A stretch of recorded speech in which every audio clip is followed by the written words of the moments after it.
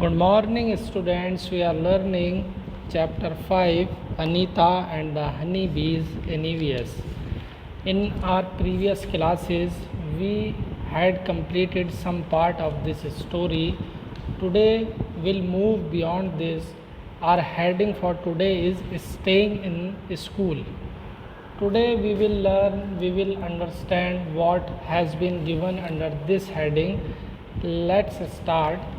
Time passed and soon I completed class fifth. वक्त गुज़रा और जल्दी ही मैंने क्लास फिफ्थ को पास कर लिया. I knew that we would need to spend more in class six. लेकिन मुझे पता था कि अब क्लास सिक्स में जब मैं पहुंचूंगी तो मुझे और ज़्यादा मनी और ज़्यादा पैसे अपनी स्टडी पर खर्च करने की ज़रूरत होगी. My parents said that it was time for me to leave school, but I wanted to study more.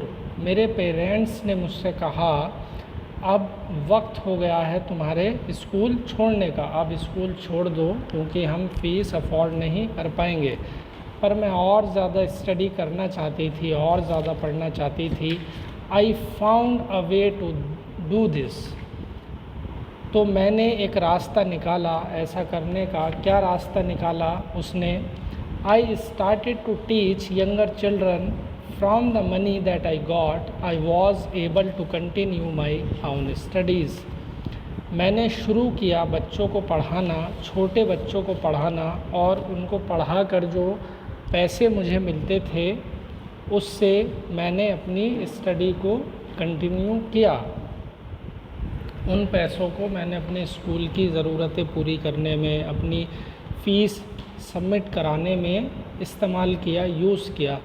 तो बच्चों, हम सीख रहे हैं अनीता की स्टोरी से बहुत सारी चीज़ें कि हमें ज़िंदगी में कभी कोई इस तरह की डिफ़िकल्ट सिचुएशंस हमारे सामने आती हैं, उनमें हमें हिम्मत नहीं हारनी चाहिए, हमें हिम्मत रखनी चाहिए और हमें रास्ते निकालने चाहिए उन मुश्किलों से, उन परेशानियों से बाहर आने के लिए. जैसा कि अनीता ने रास्ते निकाले अपनी परेशानियों से बाहर आने के लिए और स्टडी की उसने. आगे देखिए, एक किस्सा उससे जुड़ा हुआ दिखाया गया है. पिंक बताया जा रहा है. पिंक वाले बॉक्स में आप उसे देख रहे होंगे जिसकी हेडिंग है one sweet memory. I remember some other boys in my village also used to teach young children. मुझे याद है मेरे गांव में कुछ और भी लड़के टीच किया करते थे बच्चों को. They did not like it when I started teaching. उन्हें ये बिल्कुल पसंद नहीं आया कि मैंने छोटे बच्चों को पढ़ाना शुरू कर दिया है. They started to scold and scare the children. उन्होंने जो बच्चे मेरे पास ट्यूशन पढ़ने आते थे उनको डराना धमकाना शुरू कर दिया. So that they would not come to me, जिससे कि वो मेरे पास ना आए. For some time all the children except two stopped coming to me. कुछ वक्त के लिए दो बच्चों को छोड़कर सभी बच्चों ने मेरे पास आना बंद कर दिया. But soon they all came back because I use to teach them with love and care. पर जल्दी ही वो सभी मेरे पास वापस आ गए क्योंकि मैं उन्हें बहुत ही प्यार से और केयर से पढ़ाती थी, समझाती थी. तो देखिए, मेमोरी शेयर की अनीता ने अपने बारे में. कितनी अच्छी बात है. ऐसे मुश्किल वक्त में भी उसने बिल्कुल भी हार नहीं मानी और वो डरी नहीं और वो अपनी कोशिश को लगातार कंटिन्यू करती रही. और आगे चल के फिर आपने देखा किस तरह वो अपनी कोशिश में कामयाब भी हुई. दोबारा बच्चों ने उसके पास आना शुरू कर दिया.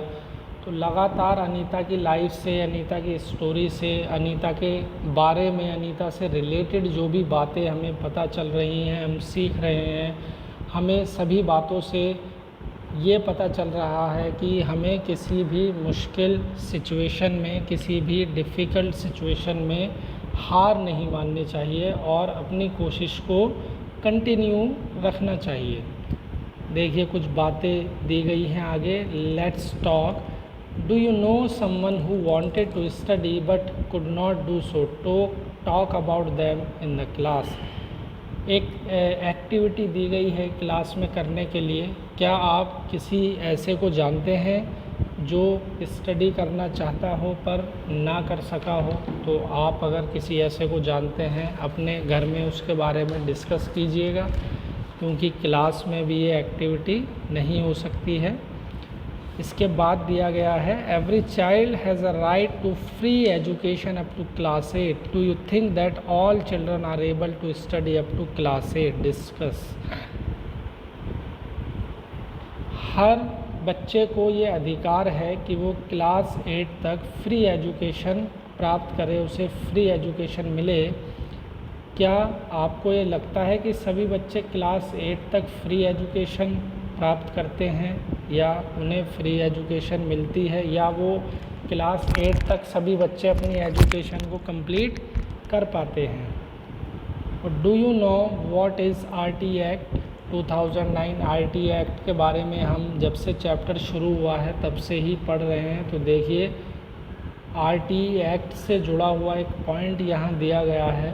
क्या पॉइंट है वो? वैसे तो RT एक्ट काफ़ी लंबा एक्ट है, बहुत सारी चीज़ें उस एक्ट के अंदर हैं, लेकिन आपके बुक में एक पॉइंट दिया गया है यहाँ पर जो आपको समझना है। क्या पॉइंट है वो? This provides the right of free and compulsory education to each child age 6 to 14 years. RT act 2009 एक ऐसा अधिकार है बच्चों का जो उन्हें ये अधिकार देता है कि वो फ्री एंड कंपल्सरी एजुकेशन प्राप्त करें, जिनकी एज 6 से लेकर 14 ईयर्स है। उन्हें किसी भी वजह से स्कूल से उनका नाम ना कटे या वो स्कूल जाने से रह न सकें। Slowly I started talking to other parents in the village about sending their daughters to school. My parents also started helping me in my work.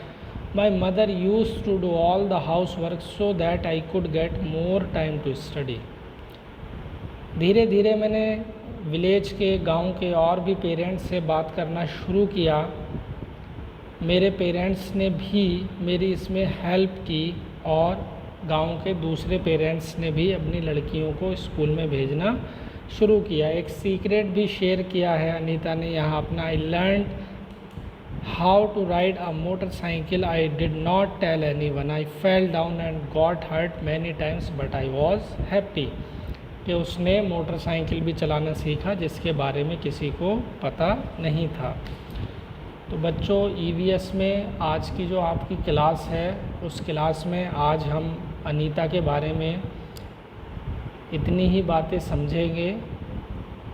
इस वीडियो को आप बहुत ध्यान से देखेंगे, समझेंगे। जो भी बातें अनीता के बारे में समझाई गई हैं, एक्सप्लेन की गई हैं इस वीडियो में, और इस वीडियो के बाद कुछ क्वेश्चंस एंड आंसर्स आपको दिए जाएंगे करने के लिए।